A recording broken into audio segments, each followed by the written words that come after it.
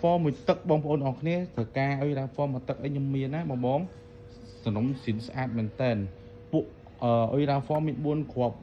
នោះអត់តន់ចុះចូលអត់តន់ធ្វើអត់តន់រើបងគឺសំណុំស៊ីនហ្មងបាទនិយាយទៅស្អាតមែនតើអត់តន់គោះទេដៃជើងនៅថ្មីដែរតែគាត់ថាអានេះ120អានោះ175អានេះ175ពីរគ្រាប់នេះបាទហើយតម្លៃនេះបងចង់បានអានេះគាត់ថាអានេះខ្ញុំលក់120ដោយសារតែវាលហៃគូតក្រុមបន្តិចលហៃស្នាញ់ហើយអានេះ120ដោយសារតែវាលហៃស្នាញ់បន្តិចបាទគិតបង120គិតឲ្យតម្លៃក្រុមទីផ្សារតែម្ដងបាទចែកបងប្អូនប្រើហើយអានេះវិញតម្លៃ175ព្រោះថានេះ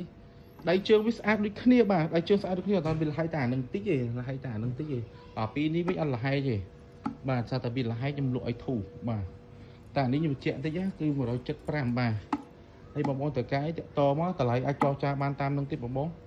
ស្មាក់រុយឡាហ្វបាទ